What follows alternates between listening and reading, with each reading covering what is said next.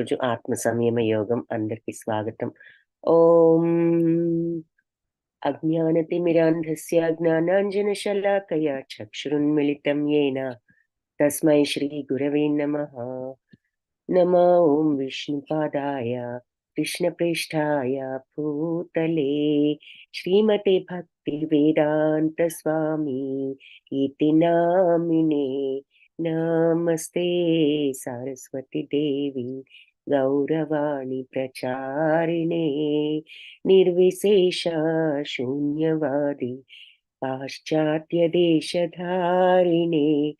హే కృష్ణ కరుణా సింధో దీనబంధో జగత్పతే గోపేశ గోపికా కాంత రాధాకాంత నమోస్తుతే. తప్త కాంచన గౌరాంగి రాధే బృందావనేశ్వరి వృషభానుసుతే దేవి ప్రణమామి హరిప్రియే. జయ శ్రీ కృష్ణ చైతన్య ప్రభు నిత్యానంద శ్రీ అద్వైత గదాధార్ శ్రీవాసాది గౌర భక్త బృంద. హరే కృష్ణ కృష్ణ కృష్ణ హరే హరే, హరే రామ రామ రామ హరే హరే.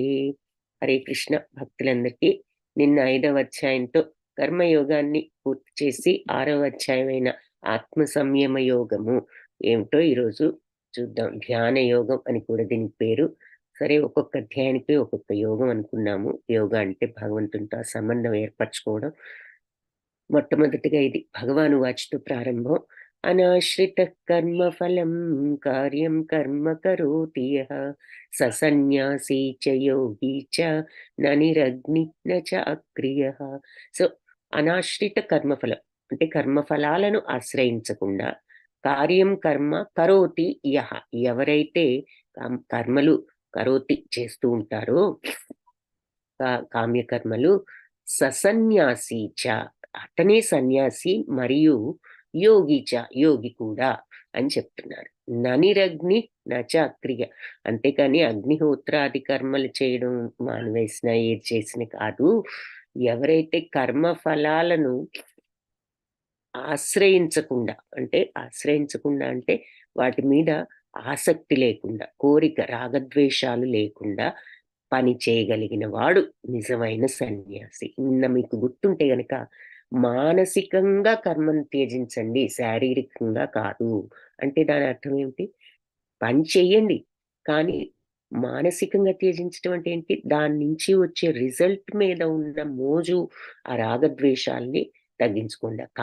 కావాలి అనే ఆ తపన ఉంటుంది, అది తగ్గించుకోండి. అది లేకుండా చూసుకోండి. మీ డ్యూటీ అనుకుని పని చేయండి. తర్వాత ఏదొచ్చినా మీరు సమదృష్టితో ఉండటం నేర్చుకోండి. అది బుద్ధి యోగం, అది కర్మయోగం. కాబట్టి ఆ విషయాన్ని మళ్ళీ ఇక్కడ ఒక్కసారి సమరైజ్ చేస్తున్నారనమాట. ఎందుకంటే మనం ధ్యాన యోగం, ఈ ఆత్మ సంయమ యోగంలోకి వెళ్ళబోతున్నాం. కాబట్టి ఇప్పటి వరకు కర్మయోగం అంటూ మనం ఏం నేర్చుకున్నామో దాని యొక్క ఫైనల్ సబ్స్టెన్స్, దాని యొక్క ఎసెన్స్ ఏమిటో ఈ శ్లోకంలో చెప్తున్నారు. సో కర్మ ఫలాలు అలా పట్ల అపేక్ష, ఆసక్తి, రాగద్వేషాలు లేకుండా ఎవరైతే తన డ్యూటీస్ చేస్తాడో వాడు సన్యాసి, అతను సన్యాసి చ మరియు యోగి చ యోగి కూడా అని చెప్తున్నారు. సో మనం సన్యాసులు యోగులు అవ్వాలంటే ఎక్కడికో వెళ్ళి ఏదో తపస్సులు ఇవన్నీ చేయక్కర్లేదు. కర్మయోగం లోనే కర్మలు చేస్తూనే వాటి మీద వచ్చే రిజల్ట్స్ ఎలా ఉన్నా సమభావంతో స్వీకరించగలిగినప్పుడు మనం ఆ సన్యాసి యోగులు అవ్వగలం అని చెప్తున్నారు. ఇది కర్మయోగం యొక్క మొత్తం జిస్ట్. సో ఇక్కడ ఇప్పుడు ఈ ఆత్మ సంయమ యోగంలో ఈ మనస్సు అనేది ఎంత ఇంపార్టెంట్ అనేది చూస్తాం అన్నమాట. ఈ మనస్సు ఎలాంటిది అంటే మిత్రుడా శత్రువా మనకు అనే క్వశ్చన్ వస్తుంది. సో ఇక్కడ మీకు గుర్తున్నట్లయితే ఈ చిత్రాన్ని మనం ఇంతకుముందు చూసాం. ఈ 5 గుర్రాలు, 5 ఇంద్రియాలని, తర్వాత కళ్ళేమేమో మనస్సని, బుద్ధేమో సారథని, ఆత్మ కనుక సాక్షిభూతం ఎందులోనూ కల్పించుకోదు అని చూసాం. ఈ గుర్రాలు మరి ఇంద్రియాలు ఏది చూస్తే అది అటు వెళ్ళిపోతూ ఉంటాయి. ఇదేదో బాగుంది, ఇదేదో అందంగా ఉంది, లేదంటే ఇది వినపడుతోంది, ఇదేదో మంచిగా ఉంది, ఈ మాటలు బాగున్నాయి రుచికరంగా మన చెవులకు, లేదా నోటికి రుచికరంగా ఏదో తగులుతుంది ఇంకొకటి తిందాము. సో ఇంద్రియాలు అలా ప్రలోభాల వైపు పరిగెట్టి వెళ్ళిపోతూ ఉంటాయి. గుర్రాలు గనక వాడికి ఇష్టం వచ్చిన దారిలో ఎలా వెళ్ళిపోతూ ఉంటాయో, కంట్రోల్ లేకపోతే మరి అంతే కదా. సారథి అనేవాడుండి ఆ కళ్ళెంతో వెనక్కి లాగకపోతే వెళ్ళిపోతూ ఉంటాయి వాటి ఇష్టం వచ్చినట్టు. అలాంటివి ఈ ఇంద్రియాలు. కళ్ళె ఉందంటే మనస్సు. మనస్సు సారథి లేకపోతే ఈ గుర్రాలు ఎటు తీసుకుపోతే అటు వెళ్ళిపోతూ ఉంటుంది ఆ కళ్ళెం మనసు. మన మైండ్ కూడా అలా వెళ్ళిపోతూ ఉంటుంది. కానీ ఈ బుద్ధి అనే సారథి వెనక్కి లాగి ఇటు కాదు, మనం వెళ్ళాల్సింది ఇటువైపు అని చెప్పి లాగి ఈ గుర్రాలని, ఇంద్రియాలను కూడా సరైన మార్గంలో పెట్టేది బుద్ధి. అయితే ఒక్కొక్కసారి బుద్ధి కూడా లొంగిపోతూ ఉంటుంది ఇంద్రియ ప్రలోభానికి. బలంగా లాగినవనుకోండి గుర్రాలు, ఒక్కోసారి సారథి కూడా ఏం చేయలేడు. వెనక్కి లాగడం కష్టం అవుతుంది. సో, అది. సో, మనస్సు ఎప్పుడు శత్రువు, ఎప్పుడు మిత్రుడు. మిత్రుడా లేదా శత్రువా అనే క్వెషన్ ఇక్కడ వస్తుంది. ఈ శ్లోకం ఏమిటి అంటే బంధురాత్మాత్మనస్తస్య ఏనాత్మైవాత్మనా జితః అనాత్మనస్తు శత్రుత్వే వర్తేతాత్మైవ శత్రువత్. మనస్సును జయించిన వారికి మనస్సే మిత్రులలో ఉత్తమం. కానీ అలా చేయడంలో విఫలమైన వాడికి అతని మనస్సు ఒక పరమ శత్రువు వలె పనిచేస్తుంది అని చెప్తున్నారు. అది. సో, మిత్రుడా శత్రువా అంటే ఎవరైతే జయించగలుగుతారో మనస్సును వాళ్ళకది ఫ్రెండ్ చెప్పినట్టు వింటుంది. ఇక్కడ చూడండి ఈ ఈ మరి పులి, మనం దాన్ని ట్రైన్ చేస్తే పులి కూడా చెప్పినట్టు వింటుంది. కానీ ఆ ట్రైన్ చేయలేకపోయామనుకో మన మీద ఎదురు తిరగొచ్చు. సో, మనసు కూడా అలాంటిదే. ట్రైన్ మనం గాని ఆ రకంగా మలుచుకుంటే అది మనకెంతో గొప్ప మిత్రుడు.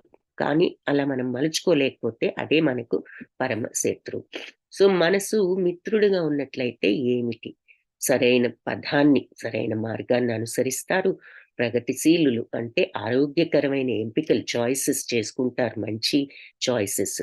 ఇంద్రియ భోగం నుంచి వైరాగ్యం. ఫలితం ఏమిటి అంటే స్వేచ్ఛ. అవునండి. స్వేచ్ఛ అనేది ఎప్పుడొస్తుంది? భయాందోళనలు లేనప్పుడు. అదెప్పుడొస్తుంది? ఏది జరిగినా భగవంతుడు, ఏదైనా ఒకటే అనే సమత్వాన్ని మనం తెచ్చుకోగలిగినప్పుడు మరి ఆ భయాందోళనల నుంచి కూడా స్వేచ్ఛ వస్తుంది. మరి అదే మోక్షానికి అర్హత, భగవంతుడిని పొందడానికి కూడా అర్హత. అందుకని ఔన్నత్యం అనే మాట కూడా వాడారు. ఎందుకంటే భగవంతుని పొందే స్థితి కంటే ఉన్నతమైన స్థితి, పరిపూర్ణ స్థితి ఇంకేది లేదు కాబట్టి. ఇకపోతే మనస్సు శత్రువుగా అయిందనుకోండి, మనం చెప్పలేకపోయాం దానికి. అయితే అప్పుడేమవుతుంది? కామము, కోపము, దురాశ ఇలాంటి పాపపు చర్యలన్నీ అనుసరిస్తుంది. ఆ తర్వాత చిరాకు, ఆందోళన, తప్పుదారి పట్టిస్తుంది. ఇంద్రియ భోగం మీద మమకారం కలుగజేస్తుంది. ఫలితం ఏమిటి అంటే పతనము, బంధనం. అంతే గదా! మళ్ళీ బంధాలు చుట్టుకొని మళ్ళీ ఈ జనన మరణ చక్రంలో ఉంటూ ఉంటాం. కాబట్టి మనసు ఎలాంటిదంటే ఒక అగ్ని లాంటిది. అది కంట్రోల్ చేస్తేనేమో ఎన్నో రకాలుగా దాంతో గొప్ప గొప్ప మిరకిల్స్ చేయొచ్చు. కానీ కంట్రోల్ చేయలేకపోతే అన్నిటిని కూడా తగలబెట్టేయగలదు మరి అగ్ని. సో, కంట్రోల్ చేస్తే మరి దాన్ని సవ్యంగా ఉపయోగించుకోవచ్చు. రాకెట్లు ఎగరవేయొచ్చు, ఎయిర్‌ప్లేన్స్ వీటన్నిటికి కూడా ఉపయోగపడుతుంది. అదే కంట్రోల్ చేయలేకపోతే మరి అన్నిటిని బూడిద కూడా చేయగలదు. సో, అలాంటిది ఈ మనస్సు అని చెప్తుంది. సో, భగవంతుడితో సంబంధం ఉన్నవాడు యోగి అని చెప్తున్నాం గదా! సో, జ్ఞాన విజ్ఞాన తృప్తాత్మా కూటస్థో విజితేంద్రియః ఇత్యుచ్యతే యోగి సమలో సమలోష్టాశ్మ కాంచనః. సో, జ్ఞాన విజ్ఞానాల్లో తను పొందినటువంటి జ్ఞాన విజ్ఞానాల్లో విచక్షణతో, ఆ జ్ఞానంతో ఎవరైతే తృప్తాత్మ, సంతుష్టుడు, తృప్తి పడతాడో తన జ్ఞానంతో కూటస్థో విజితేంద్రియః అంటే అందులోనే స్థితుడయి ఇంద్రియాలను జయించగలిగినప్పుడు ఇత్యుచ్యతే యోగి. అతడు ఇందులో ఈ రకంగా నెలకొని ఉన్నవాడు యోగి అని పిలువబడతాడు. ఎలాంటి వాడా యోగి? సమలోష్టాశ్మ కాంచనః అంటే ఆహ్, కాంచనం అంటే బంగారం. అష్ట అశ్మ అంటే హ్మ్, మట్టి, రాళ్ళు, బంగారం అన్నిటిని కూడా సమదృష్టితో చూస్తాడు. సో, మనిషి తాను పొందిన ఈ జ్ఞాన విజ్ఞాన విచక్షణతో పూర్తిగా గనక తృప్తి పడుతూ సంతుష్టుడైనప్పుడు, ఇక్కడ సంతోషం అంటే మనం బాహ్య సుఖాలు పొందితే వచ్చే సంతోషం కాదు. ఈ జ్ఞాన విజ్ఞానంతో వచ్చే సంతోషం అంటే ఆ తృప్తి. ఏది జరిగినా నీకు బాధ కలగని స్టేజ్. సో, అలా జ్ఞానంతో ఆ రకమైన తృప్తిలో ఉండి, ఆత్మానుభవంలో స్థితుడై, అదే మరి ఆత్మానుభవం. అతను యోగి అని పిలువబడతాడు. సో, అతను ఎలాంటి స్థితిలో ఉంటాడు అంటే, దివ్యత్వంలో నెలకొని ఆత్మ నిగ్రహంతో ఉంటాడు. అంటే మరి మైండు, మనస్సు, ఇంద్రియాలన్నీ కంట్రోల్‌లో ఉంటాయి. మట్టి, రాళ్ళు, బంగారం అన్నిటిని కూడా ఒకే సమదృష్టితో చూస్తాడు. మరి అందుకే అతనికి ఏదైనా ఒకటి అనేటటువంటి దృష్టిలో ఉన్నాడు కాబట్టి అతనికి ఆహ్, ఆహ్, ఆ స్టేజొచ్చింది. ఆ యోగి స్టేజ్. సో, ఏదైనా ఒకటే. ఇకపోతే ఇప్పుడు అష్టాంగ యోగం అంటే ఏంటి అనేది చెప్తున్నారు. అసలు యోగ అంటే కనెక్షన్ భగవంతుడితో. అది ఏ రకంగా పెట్టుకోవచ్చు? కర్మయోగం ద్వారా, జ్ఞానయోగం ద్వారా, అష్టాంగ యోగం ద్వారా, భక్తి యోగం ద్వారా. ఈ 4 రకాలు చెప్తున్నారు. కర్మయోగం చూసాము. ఇప్పుడు అష్టాంగ యోగం చూడబోతున్నాము. ఏమిటి అష్టాంగ యోగం? అష్ట అంటే 8. 8 అంగాలు, 8 దశలు ఉన్నాయన్నమాట ఈ యోగానికి. ఏమిటవి?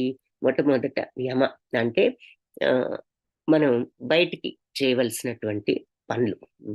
ఎక్స్‌టర్నల్ డిసిప్లిన్స్ అంటే ఏమేమి చెయ్యాలి అనేది ఇక్కడుంది. నియమ అంటే ఏమేమి చెయ్యకూడదు. సో, ఈ యోగాలో ఉండాలంటే ముందు కొన్ని పనులు చెయ్యాలి. కొన్ని పనులు చేయకూడదు. అవేమిటో చూద్దాం. ఇంకా తర్వాత నెక్స్ట్‌దేంటంటే ఒక రకమైన ఆసనం.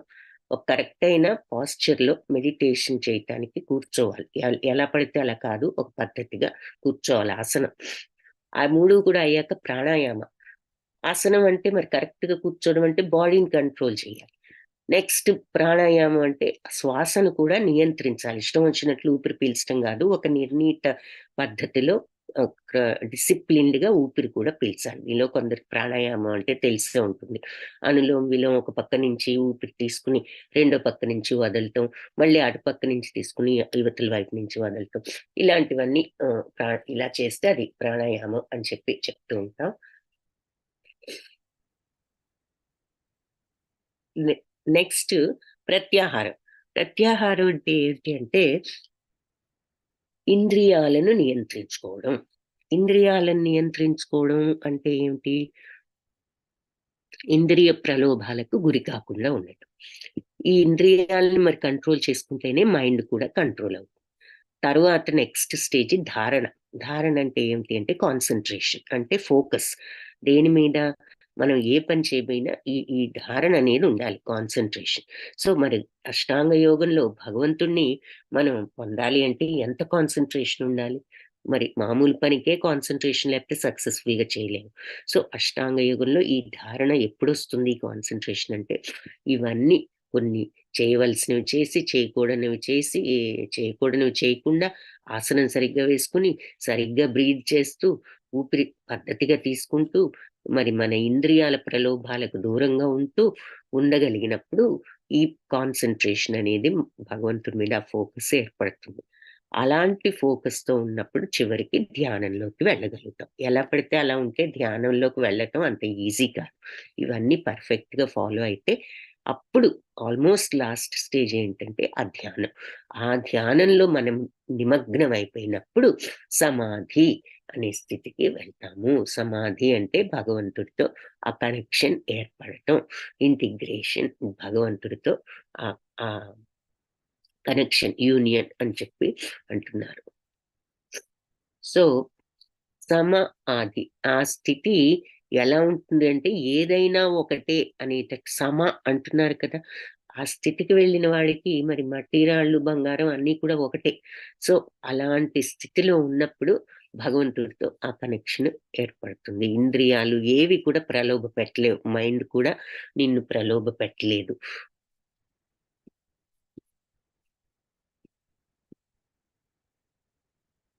యోగి యుంజీత సతతం ఆత్మానం రహసి స్థిత ఏకాకీయత చిత్తాత్మ. సో యమ అంటున్నారు కదా, యమ అంటే ఏంటి? చేయవలసిన పనులు ఏమిటి, ఏం చేయాలంట? ఫస్ట్ది యమ. యోగి యుంజీత సతతం ఆత్మానం రహసి స్థిత ఏకాకీయత చిత్తాత్మ నిరాశీరా పరిగ్రహ. సో యోగి ఎల్లప్పుడూ కూడా తన సతతం అన్నారు కదా, అంటే ఎప్పుడు తన దేహాన్ని, మనస్సును, ఆత్మను భగవంతుడి సంబంధంలోనే వినియోగించాలి. సో శరీరాన్ని గాని, మనస్సును, ఆత్మను భగవంతుడి మీదే పెట్టాలి. అతడు ఏకాంత ప్రదేశంలో ఒంటరిగా జీవిస్తూ ఎప్పుడు జాగ్రత్తగా మనస్సును నిగ్రహించాలి. మనస్సు అటు ఇటు వెళ్ళిపోకుండా కంట్రోల్ చేసుకోవాలి. అది ఇది వేరే ఆలోచనలు లేకుండా మైండ్ భగవంతుడి మీదే ఉండేటట్లు. మరి దేహాన్ని కూడా మరి వేరే అందుకే ఏకాంత ప్రదేశంలో ఒంటరిగా జీవిస్తున్నాడు. ఇక్కడ మనకి చిత్రం చూపిస్తున్నాడు. అలా ఒక ఏకాంత ప్రదేశంలో పవిత్ర భూమి అని కూడా అంటారు. సో అందుకే మన వాళ్ళు ఇటువరకు కొన్ని అరణ్యాలు, గంగా నది తీరాలు ఇటువంటివి ఎన్నో సెలెక్ట్ చేసుకునేవారనమాట. సో పవిత్ర శుచౌ దేశే అనే మాట కూడా వస్తుంది నెక్స్ట్ శ్లోకాలు. అంటే ఒక పవిత్ర భూమిలో ఏకాకీయత చిత్తాత్మ అంటున్నాడు కదా, అంటే ఒక్కడే ఏకాంత ప్రదేశంలో ఒంటరిగా జీవిస్తూ జాగ్రత్తగా మనసును నిగ్రహించాలి. అతడు ఆశలను వదిలి ఏమీ పరిగ్రహించకుండా ఉండాలి. కోరికలనేవి ఉండకుండా అతను ఉండగలగాలి అని చెప్పి, ఇది యమ అంటే చేయవలసిన పనులు ఏమిటి అంటే, ఇలా భగవంతుడి మీద మైండ్ని పెట్టాలి. ఏకాంత ప్రదేశంలో ఒక పవిత్ర భూమిలో ఒంటరిగా ఉంటూ మనస్సును నిగ్రహించాలి. ఆశలు అంటే ఇంద్రియ ప్రలోభాలని వదులుకుని కోరికల్ని ఏమి తీసుకోకుండా ఉండాలి. ఇకపోతే నియమ, ఇవన్నీ చేయవలసిన పనులు యమ. నియమ అంటున్నారు అంటే చేయకూడని పనులు ఏమిటట? యుక్తాహార విహారస్య యుక్త చేష్టస్య కర్మసు యుక్త స్వప్నావబోధస్య యోగో భవతి దుఃఖ. ఆహారం, నిద్ర, విహారం, పనుల అలవాట్లు ఎవరైతే క్రమపరుచుకుంటారో వారు యోగ సాధన ద్వారా సమస్త భౌతిక దుఃఖాలు పోగొట్టే యోగ సిద్ధి కలుగుతుంది అని చెప్పి చెప్తున్నారు. సో ఆహారము, నిద్ర, విహారాలు కూడా ఇష్టం వచ్చినట్టు చేయకూడదు. ఇష్టం వచ్చి ఎక్కువ ఎక్కువ తినడం గానీ, అస్సలు తినకుండా ఉండడం గానీ, విపరీతంగా నిద్రపోవడం గానీ, లేదంటే అస్సలు నిద్ర లేకుండా ఉండడం గానీ, విహారాలు అటు ఇటు వెళ్ళిపోవడం, షికార్లు అటువంటివి కాకుండా, ఈ పనులు, అలవాట్లని ఎవరైతే డిసిప్లిన్‌గా క్రమపరిచి ఉంచుతారో, వాళ్ళు యోగ సాధన ద్వారా భౌతిక దుఃఖాలు పోగొట్టే యోగ సిద్ధి కలుగుతుంది అని చెప్పి చెప్తున్నారు. యుక్త స్వప్నావబోధస్య యోగో భవతి దుఃఖః. కాబట్టి ఇలాంటి వాటిల్లో నిమగ్నం అంటే అంటే ఈ యోగాకి వెళ్ళడానికి కూడా ప్రీ రిక్విజిట్స్ అంటే ముందు కొన్ని పనులు, అలవాట్లు సరిగ్గా ఉండాలి. ఇట్లా ఏది పడితే అది ఎక్కువ ఎక్కువ తినడం గానీ, అస్సలు తినకుండా ఉండడం గానీ, విపరీతంగా నిద్రపోవడం గానీ, లేదంటే ఎప్పుడూ అటు ఇటు వెళ్ళిపోతూ ఉండటం విహారాలకు. ఇటువంటివి చేసేటప్పుడు మనకసల ఆ యోగ సాధనకు కూడా అర్హత రాదు అని చెప్పి చెప్తున్నారు. ఈ అలవాట్లను క్రమశిక్షణతో ఉంచుకున్న వాడే యోగ సాధన ద్వారా ఈ భౌతిక దుఃఖాలు పోగొట్టుకునే యోగ సిద్ధి ప్రాప్తిస్తుంది వాడికి అని చెప్తున్నారు. సో మళ్ళీ ఒకసారి 8 స్థితులు చూద్దాం. ఈ అష్టాంగ యోగంలో ఉన్న 8 దశలు. యమ అంటే చేయవలసినవి. ఏమిటి? ఒంటరి ప్రదేశంలో, పవిత్ర భూమిలో ఉండాలి అని చెప్పేసి చూసాం గదా! ఏకాంత ప్రదేశంలో, ఒక పవిత్రమైన స్థలంలో శుచౌ దేశి అనేది నెక్స్ట్ శ్లోకంలో ఉంటుంది. అంటే పవిత్ర భూమి. మరి జీవిస్తూ ఎల్లప్పుడూ మనస్సుని నిగ్రహించాలి. కోరికలు తగ్గించుకుని కోరికలు లేకుండా ఉండటానికి ప్రయత్నించాలి. నియమ చేయకూడనివి ఏమిటి? విపరీతంగా తినడం గానీ, నిద్రపోవడం గానీ, షికార్లు, విహారాలు చేయడం గానీ తగ్గించాలి. ఆసనం మరి కూర్చునే భంగిమ, నీ పోజు నువ్వెలా కూర్చుంటావు, ఇష్టం వచ్చినట్లు వంగిపోయి కూర్చుని అలా కాదు. ఒక పద్ధతిగా స్ట్రెయిట్‌గా కూర్చోగలగాలనమాట ఇట్లా. మరి అందుకని ఆసనం కూడా కరెక్ట్‌గా ఉండాలి. అంటే ఏమిటి? అంత కరెక్ట్‌గా ఆసనం ఉండాలి అంటే శరీరాన్ని కూడా కంట్రోల్‌లో పెడుతున్నాం. పైనేమో మరి మనస్సును కంట్రోల్‌లో పెట్టాలి. శరీరాన్ని కూడా కంట్రోల్‌లో పెట్టాలి. ప్రాణాయామం అంటే ఏంటి? మరి నెక్స్ట్‌ది ప్రాణాయామం. అంటే ఊపిరి, శ్వాసను కూడా కంట్రోల్‌లో పెట్టాలి. శ్వాసను కూడా నియంత్రించటం. సో కూర్చోవటంలో శరీరాన్ని నియంత్రిస్తున్నాం. సరిగ్గా ఒక పోజ్‌లో కూర్చొని శ్వాస కరెక్ట్‌గా తీసుకోవటంతో శ్వాస బ్రెత్‌ని కూడా కంట్రోల్ చేస్తున్నాం. ప్రత్యాహారం అంటే ఆహారం అంటే ఫుడ్డు. ఆహారాన్ని తీసుకోకుండా ఉండటమేనేమో అని అనుకుంటాం. ఆహారం అనే మాటొస్తుంది గాబట్టి. గుర్తుంచుకోండి, ఇది ఇంపార్టెంట్ పాయింట్. ప్రత్యాహారం అంటే నోటికి ఆహారం ఎంతో, ముక్కుకు వాసనలు అదే ఆహారం. కంటికి కనిపించేదంతా ఆహారం. చెవుకి వినిపించేదంతా ఆహారం. చర్మానికి తగిలేదంతా ఆహారం, స్పర్శలన్నీ. కాబట్టి ఈ 5 ఇంద్రియాలు కూడా వాటి వాటి శక్తులను బట్టి ప్రలోభ పడకుండా అవి వెళ్లి కంట్రోల్ చేసుకోవడమే ప్రత్యాహారం. ప్రత్యాహారం అంటే జస్ట్ ఫుడ్ తినకుండా ఉండటం అని అనుకోవద్దు. సో, ఒకసారి ఇవి చూడండి జాగ్రత్తగా, ఒక నిమిషం పరిశీలించండి ఇవన్నీ. తర్వాత నెక్స్ట్ ఇలా ఇంద్రియాలను కంట్రోల్ చేసుకొని, సో, ముందు చేయవలసినవి, చేయకూడనివి, తర్వాత శరీరం కంట్రోలు, బ్రెత్ కంట్రోలు, ఇప్పుడేమో ఇంద్రియాలను కంట్రోల్ చేసుకోవటం ప్రత్యాహారం. అంటే వాటి ప్రలోభాలకు గురి కాకుండా. అప్పుడు ధారణ కుదురుతుంది. కాన్సంట్రేషన్ కుదురుతుంది. ఫోకస్ కుదురుతుంది. చూసాం కదా! అప్పుడు కాన్సంట్రేషన్, ధారణ. ఆ ధారణ అనేది ఇవన్నీ చేస్తే కుదురుతుంది. ఏది మనం ఒక చోట ఒంటరిగా ఉండటం, మరి ఒక మంచి పవిత్ర భూమిలో మనసుని భగవంతుడి మీద పెట్టి విపరీతంగా ఫుడ్ గాని, నిద్ర గాని ఇయన్నీ కరెక్ట్‌గా చేస్తూ, ఒక భంగిమల ఆసనంలో కూర్చొని, బ్రెత్‌ని ఒక పద్ధతిగా పీలుస్తూ శ్వాసను, ఇంద్రియాలను గూడా జాగ్రత్తగా కంట్రోల్ చేసుకొని, ప్రలోభాలకు గురి కాకుండా ఉన్నప్పుడు ఈ ఫోకస్ అనేది కుదురుతుంది. ఫోకస్ ధారణ అంటే ఏమిటి? మనస్సును కూడా నియంత్రించడం, కంట్రోల్ చేయటం. సో, ఇంద్రియాలను కంట్రోల్ చేయడం ద్వారా మనస్సును కూడా కంట్రోల్ చేస్తున్నాం. అప్పుడు మనస్సు, ఇంద్రియాలు క్వైట్ అయిపోయినప్పుడు ధ్యానం కుదురుతుంది భగవంతుడి మీద. అలాంటి ధ్యానం వచ్చినప్పుడు సమాధి స్థితి, పూర్తి శోషణ, మైమర్చుట, అంటే ఇక వేరే ఏది కూడా దేని వల్ల ఎఫెక్ట్ కానటువంటి స్థితి వస్తుంది అని చెప్పి, ఇది ఈ అష్టాంగ యోగంలో ఉన్న 8 దశలు. ఆ సమాధి స్థితి. సమాధి అంటే ఏదైనా సమంగా చూసే స్థితి. మట్టి, రాళ్ళు, బంగారం, కష్టం, సుఖం, చలి, వేడి ఏది కూడా వాళ్ళని ఎఫెక్ట్ చేయని స్టేజ్ అన్నమాట సమాధి స్టేజ్. అప్పుడు వాళ్ళకి ఆ సచ్చిత్తానంద తత్వంలో ఉన్న ఆనందాన్ని ఎలా ఉంటుందో ఎక్స్‌పీరియన్స్‌తో తెలుసుకుంటారు. సో, అది అప్పుడు వాళ్ళకి భగవంతుడితో ఆ కనెక్షన్, యోగా స్థితి ఏర్పడుతుంది. ఒకసారి ఇది కొంచెం గమనించండి ఈ స్టెప్స్ అన్నీ ఇక్కడ.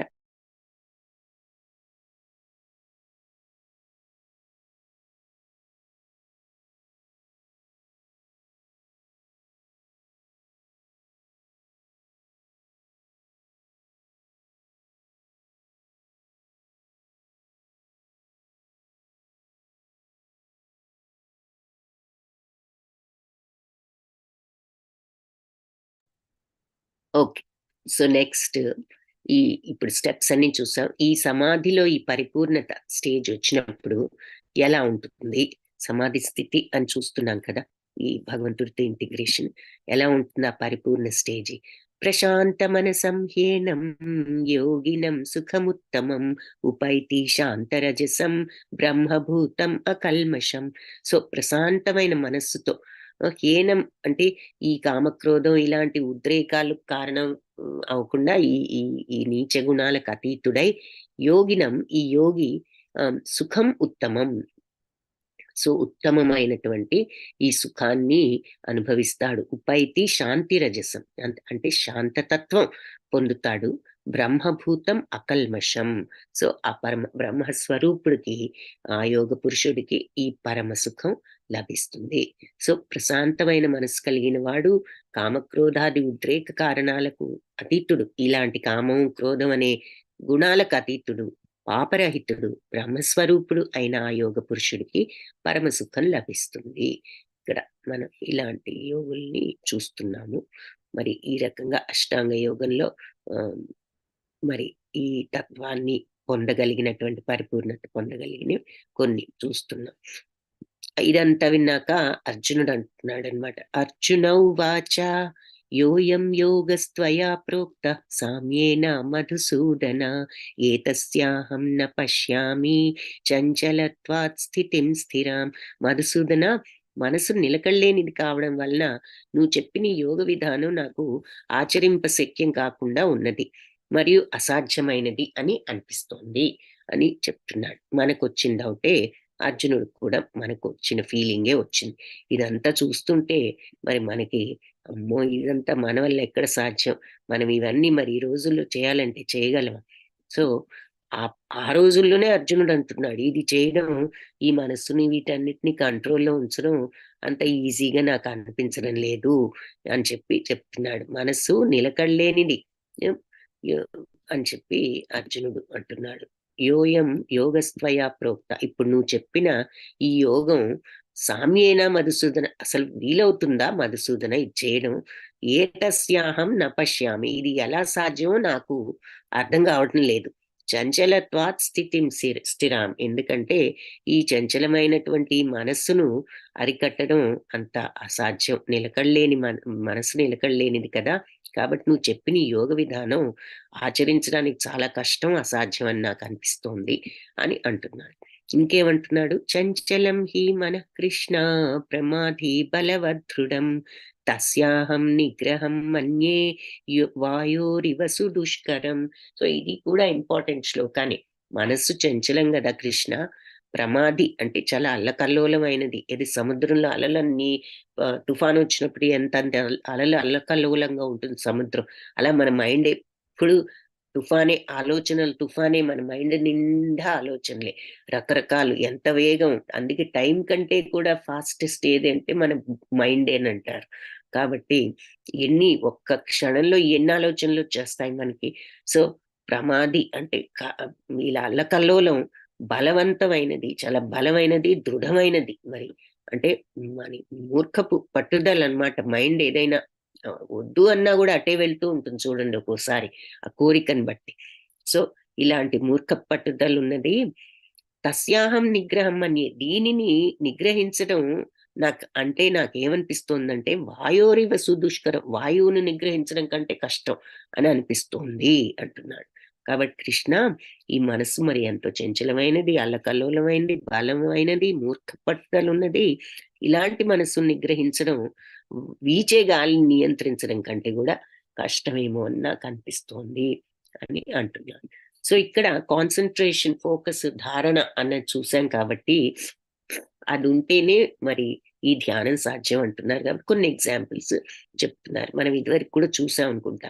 ఇక్కడ ద్రోణాచార్యుడు పిల్లలందరికీ మరి విలువిద్య నేర్పించేటప్పుడు అక్కడ పక్షి బొమ్మ ఒకటి పెట్టి, ఆ బొమ్మ కంటి మీద కొట్టాలి అని చెప్పి ఒక్కొక్కరిని పిలిచి "ఏం కనపడుతోందర్రా మీకంటే" మరి రకరకాలుగా అందరూ పక్షి, ఆకులు, చెట్లు, బ్రాంచెస్, ఆకాశం ఏదో చెప్తూ ఉంటారు. వాళ్ళనెవరిని బాణం వేయమనడు. కొంతమంది పక్షి ఒక్కటే కనిపిస్తుందంటారు. వాళ్ళని కూడా వేయమనడు. కానీ అర్జునుడొచ్చి పక్షి కన్ను తప్పేమి కనపడటం లేదంటాడు. అప్పుడు బాణం వేయవయ్యా అంటే వేస్తే అది వెళ్లి పక్షి కంటికే తగులుతుంది. అంటే దాని అర్థం ఏమిటి అంటే అంతటి తీవ్రమైన ఫోకస్ ఉంటేనే మనం పని సాధించగలం. అతని కంటికి ఇంక వేరే ఏది కనపట్ల. తను చేయవలసిన పనేమిటి? ఆ పక్షి కన్ను, పక్షి బొమ్మ యొక్క కంటి మీద బాణం తగలాలి. అతనికి ఇక అది తప్ప అంత ఫోకస్‌తో చూస్తున్నాడు కాబట్టి, ఆ ఫోకస్ ఉన్నప్పుడే బాణం వేయాలని గురువుగారికి తెలుసు. అందుకని అది ఉంది కాబట్టే అతను వేయగలిగాడు. అలాగే అర్జునుడు మళ్ళీ ద్రౌపదీ దేవిని వివాహం చేసుకున్నప్పుడు కింద నీటిలో పైన సీలింగ్ మీద చేప తిరుగుతూ ఉంటుంది ఒక బొమ్మ. దాన్ని కింద నీళ్ళల్లో చూస్తూ కొట్టాలి. అలాగే కొట్టగలిగాడు. సో, ఇవన్నీ ఏమిటంటే కాన్సంట్రేషన్‌కి ఎంత, ఆ ఫోకస్‌కి ఎంత కాన్సంట్రేషన్ అనేది ఉండాలి. ఆ ధ్యానం రావాలి అంటే అనేది చెప్తున్నారు కొన్ని ఎగ్జాంపుల్స్. సో, ఏదైనా ఏమన్నాడు? మనసు ఇంత చంచలం, దీనిని అరికట్టడం అంటే గాలిని కట్టేయడం కంటే మనసుని కట్టడం ఇంకా గాలినైనా కట్టేయొచ్చేమో గానీ మనసుని కట్టేయలేం అన్నాడు కదా! సో, దానికి భగవంతుడి సమాధానం ఏమిటి అంటే శ్రీ భగవానువాచ అసంశయం మహాబాహో మనోను దుర్నిగ్రహం చలం అభ్యాసేన తు కౌంతేయ వైరాగ్యేణ చ గృహ్యతే. కరెక్టే. అసంశయం నువ్వన్నది నిస్సందేహంగా దాంట్లో డౌటే లేదు. కరెక్టే. మనో దుర్నిగ్రహం చలం. ఈ మనస్సు నిగ్రహించడం చాలా కష్టము. చలించే ఈ మనస్సు ఎప్పుడు మరి చలిస్తూ ఉంటుంది. దాని మీద దీని మీద థాట్స్ వెళ్ళిపోతూ ఉంటాయి. ఇలాంటి మనస్సుని నిగ్రహించడం చాలా కష్టం. నువ్వన్న దాంట్లో డౌటే లేదు. కరెక్టే. అభ్యాసేన తు కౌంతేయ. కానీ అభ్యాసం చెయ్యాలి కౌంతేయ. సాధన చెయ్యాలి. ప్రాక్టీస్ చెయ్యాలి. వైరాగ్యేణ చ గృహ్యతే. వైరాగ్యంతో అది సాధ్యపడుతుంది అని చెప్తున్నారు. నిజమే, మనస్సును చంచల స్వభావమైన మనస్సు నిగ్రహించటం శక్యం కానిదనడంలో అసంశయం, సందేహమే లేదు, కరెక్టే, డౌట్ లేదు. కానీ తగిన సాధన చేయడం ద్వారా అభ్యాసేన తు కౌంటేయ, కనిక అభ్యాసంతో కౌంటేయ వైరాగ్యేన చ గుహ్యతే. వైరాగ్యం ద్వారా ఏం అభ్యాసం చేయాలి? వైరాగ్యం అభ్యాసం చేయాలి. వైరాగ్యం అంటే కోరికలను వదులుకోవటం ప్రాక్టీస్ చేయాలి. కావాలి కావాలి అనే తపన తగ్గించుకో, దాని ద్వారా నువ్వు మనస్సును కంట్రోల్ చేయొచ్చు అని చెప్తున్నా. సో మైండ్ కంట్రోల్ అంటే ఏమిటి? కావాలి కావాలి అంటే మనసు పడే ఆ ప్రలోభాన్ని తగ్గించుకోవడం. సో ఆ వైరాగ్యం, అది వైరాగ్యం, కోరికలను తగ్గించుకోవడం. వైరాగ్యం అంటే త్యాగం చేయడం, వదులుకోవడం. ఏం వదులుకుంటున్నాం? ఆ కోరికలు అనే వాటిని తగ్గించుకుంటున్నాం, అవి వదులుకోవటానికి ప్రయత్నించాలి. సరే, ఇంకేం అడుగుతున్నాడంటే విఫలయోగి యొక్క గమ్యం ఏమిటి ఒకవేళ అంటే ఏమిటి అంటే, అర్జున ఉవాచ అయతి శ్రద్ధయోపేతో యోగాచలిత మానసః అప్రాప్య యోగ సంసిద్ధిం కాం గతి కృష్ణ గచ్చతి. సో ఎంతో శ్రద్ధతో శ్రద్ధతో కూడుకుని, శ్రద్ధయోపేతో, శ్రద్ధ ఉపేతో, ఎంతో శ్రద్ధతో కూడుకుని ఈ యోగం ప్రారంభించి యోగా చలిత మానస, ఎక్కడో మైండ్ చలించి ఈ యోగులు అప్రాప్య యోగ సంసిద్ధి, ఈ యోగ సంసిద్ధత ప్రాప్తం అవ్వలేదనుకో. అప్రాప్యం అంటే ప్రాప్తం కాకుండా ఉండటం.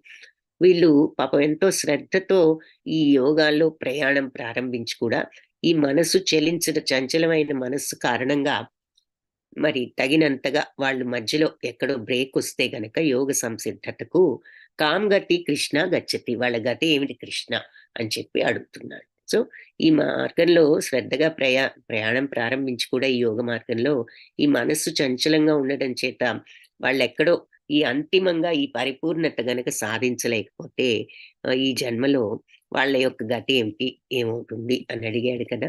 అప్పుడు భగవంతుడు ఏం చెప్తున్నారు? ఈ జన్మలో యోగంలో సాఫల్యత సాధించలేకపోయినా కూడా వాళ్ళు పుణ్యలోకాలకు వెళ్తారు.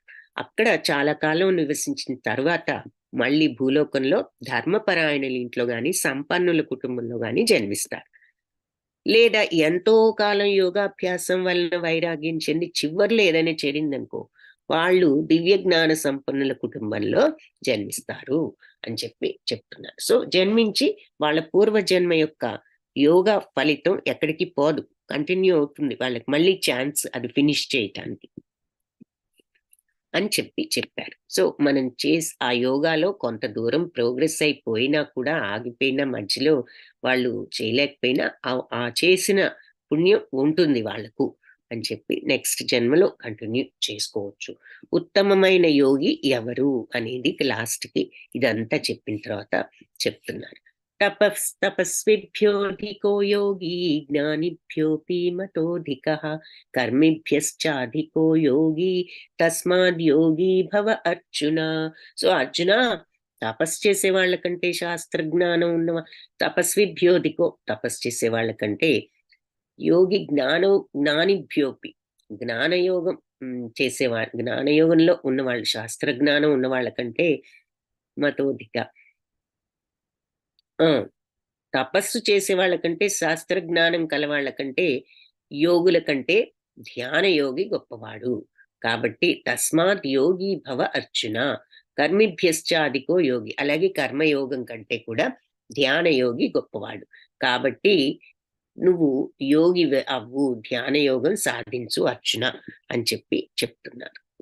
సో తపస్సులు చెయ్యి, మరి జ్ఞానం సంపాదించు, కర్మయోగం ద్వారా చెయ్యి, ఏదైనా చెయ్యి, వీళ్ళందరికంటే కూడా ధ్యాన యోగి గొప్పవాడు. కాబట్టి నువ్వు ధ్యాన యోగాన్ని సాధించాలి అని చెప్తున్నారు. దీని అర్థం ఏమిటి? ధ్యాన యోగం అంటే ఈ అష్టాంగ యోగం అనా?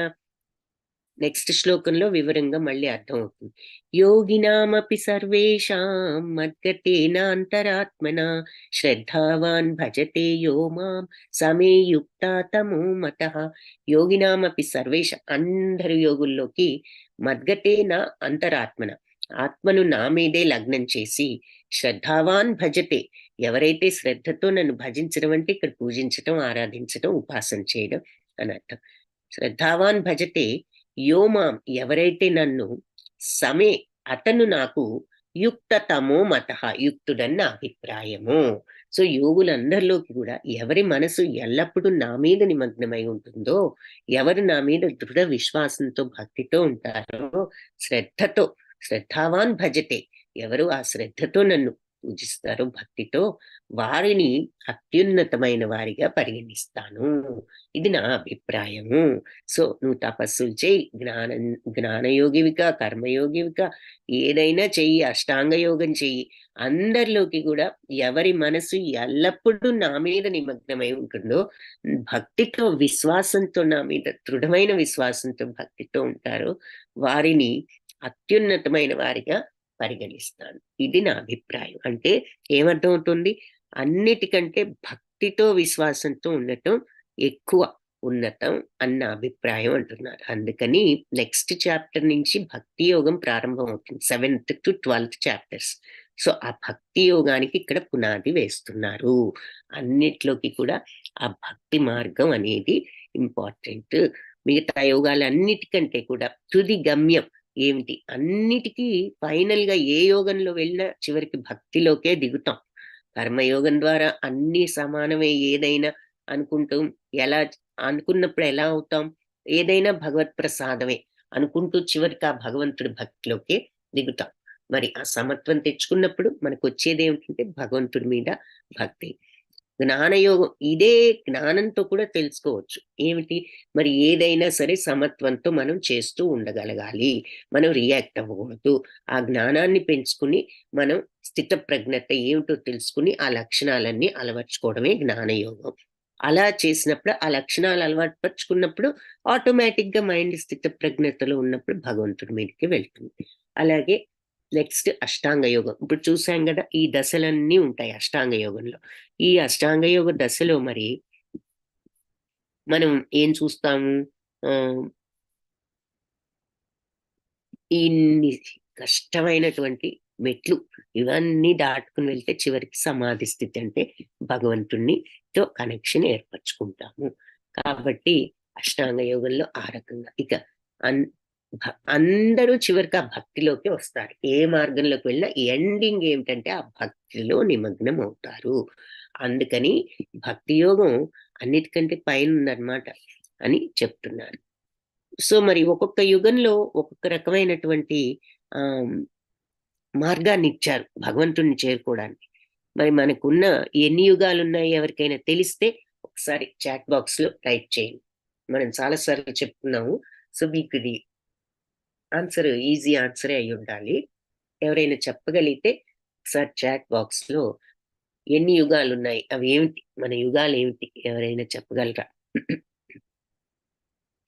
సో ఒక్కొక్క యుగంలో ఒక్కొక్క ప్రాక్టీస్ చెప్పారు భగవంతుని పొందటానికి మనం ఉన్న యుగాల్లో. సో యుగాన్ని బట్టి మనం ఎలాంటి ప్రాక్టీస్ చేయాలో భగవంతుని పొందటానికి చెప్పారు.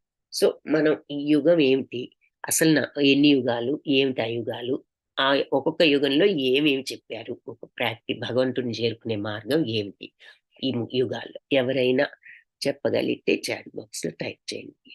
ఇంపార్టెంట్ క్వశ్చన్ ఇది. సో ఒకసారి చూద్దాం ఎవరైనా చెప్పగలిగిన వాళ్ళు ఉంటే. సరే, ఇంకొక విషయం చెప్తాను. 4 యుగాలు ఉన్నాయి, అది చెప్తాను. ఏమిటి? సత్యయుగం, త్రేతాయుగం, ద్వాపర యుగం, కలియుగం. ఈ 4 యుగాల్లో 4 పద్ధతులు ఉన్నాయి భగవంతుని పొందడానికి. ఏమిటి ఆ పద్ధతులు? సత్యయుగంలో ఏ పద్ధతి ద్వారా భగవంతుని పొందొచ్చు, త్రేతాయుగంలో ఏ పద్ధతి ద్వారా భగవంతుని పొందొచ్చు, ద్వాపర యుగంలో ఏ పద్ధతి ద్వారా పొందొచ్చు, కలియుగంలో ఏ పద్ధతి? ఎవరికైనా ఏది తెలిసినా, ఒక్కటి తెలిసినా సరే టైప్ చేయండి, చూద్దాం.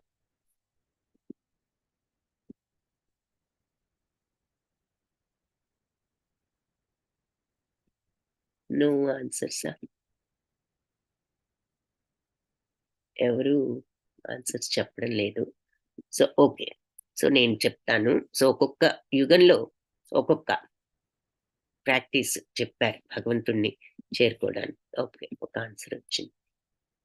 లాస్య, సాయి లాస్య మాతాజీ, కలియుగం నామస్మరణ. Very good, very good. Vasudha Mataji, కలియుగంలో నామస్మరణ. Very good. Yeah, correct. యోగ సాధన శివలీల మాతాజీ. అది ఏ యుగంలో అన్నది చూద్దాం. ఓకే. Very good. పార్టిసిపేషన్‌కి ధన్యవాదాలు. సో, సత్యయుగంలో తపస్సుల ద్వారా భగవంతుడిని పొందేవారు. ఇప్పుడు మనం చూసినటువంటి ఈ పద్ధతి ద్వారా. త్రేతాయుగంలో మరి హ్మ్. సాక్రిఫైసెస్ అంటే ఇక్కడ అర్థం ఏంటంటే యజ్ఞాలు. యజ్ఞాలు చేస్తే భగవంతుడిని పొందొచ్చు. అతయుగం సత్యయుగం. యాహ్! సత్యయుగంలో తపస్సు, త్రేతాయుగంలో యజ్ఞాలు, ద్వాపర యుగంలో మరి పూజలు భారీగా అర్చనలు చేయడం ద్వారా. అయితే ఈ కలియుగంలో మనకి భగవంతుడి యొక్క నామస్మరణ. సో, కలియుగంలో ఇంత ఓపిక ప్రజలకు ఉండదులే అని వాళ్ళు గ్రహించారు. టైం కూడా తక్కువ ఉంది గదా! మిగిలిన యుగాల కంటే. ఈ సత్యయుగంలో 17,00,000 చిల్లరుంటే, ఇందులో 12,00,000 చిల్లరుంది. ఇందులో 8,00,000 చిల్లరుంది. మన కలియుగంలో ఓన్లీ 4,32,000 ఉన్నాయి. సో, మనుషులకు కూడా ధర్మం కూడా ఇక్కడ 4 పాదాలతో ఉంది. ఇక్కడ 3 పాదాలు, ఇక్కడ 2 పాదాలు. మన కలియుగంలోకొచ్చేసరికి ఒక్క పాదంలోనే కుంటుతూ నడుస్తోందంటారు ధర్మం కూడా. కాబట్టి అన్నిటికంటే తేలికైన మార్గం మన కలియుగంలో ఇచ్చారు. భగవన్నామస్మరణ చెయ్యండి చాలు. మీకు భగవత్ ప్రాప్తి ఉంటుంది అని చెప్పారు. కాబట్టి ఈ భక్తి యోగం అనేది ఎలాంటిది అంటే ఒక లిఫ్ట్ లాంటిది. మరి మెట్లెక్కి పైకి వెళ్ళడం కంటే లిఫ్ట్‌లో వెళ్తే తొందరగా వెళ్తాం. అలాగే ఈ భక్తి యోగ మార్గాన్ని గనక మనం చూసినట్లయితే ఈ త్వరగా చేరుకోవచ్చు. ఈ నిచ్చెన చూసాం కదా! సో, దాంట్లో భక్తి యోగం పైనున్నది. సో, ఈ భగవన్నామ స్మరణ అంటున్నాము. మంత్రం. నామస్మరణ మంత్రం. హరే కృష్ణ మంత్రం. ఈ మంత్రం అంటే అసలేమిటి? మనస్సును విడుదల చేసేది. దేన్నించి విడుదల చేస్తుంది? ఈ భౌతిక ప్రపంచపు వ్యామోహాల నుంచి విడుదల చేసి భగవంతుడి వైపుకి తిప్పగలిగేదే మంత్రము అని చెప్తున్నారు. సో, హరే కృష్ణ, కృష్ణ కృష్ణ హరే హరే, హరే రామ, రామ రామ హరే హరే. సో, మంత్రం అనేది చాలా పవర్‌ఫుల్. మనం ఆ మంత్రాన్ని శ్రద్ధతో జపించినప్పుడు మరి వాళ్ళకు అంతటి శక్తి కూడా వస్తుంది అని చెప్తారు. సో, కృష్ణం వందే జగద్గురుం. ఈ గీతా పాఠంలో మనం నేర్చుకున్నది ఏంటి అంటే 4 ధర్మాలను పాటిస్తూ నియమాలున్నాయి గదా! ధర్మ సూత్రాలను పాటిస్తూ భగవంతుడిని సదా స్మరించడమే అత్యుత్తమమైన యోగము. ఆయనను ఆయన నామాన్ని స్మరించడమే అన్నిటికంటే ధర్మ మార్గంలో ఉంటూ అదే అన్నిటికంటే పెద్ద యోగము అని చెప్తున్నారు. సో, హరే కృష్ణ. మరి ఇంతటితో మనం ఈ చాప్టర్‌ని కంప్లీట్ చేశాము. వాంఛాకల్పతరుభ్యశ్చ కృపా సింధుభ్య ఏవ చ పతితానాం పావనేభ్యో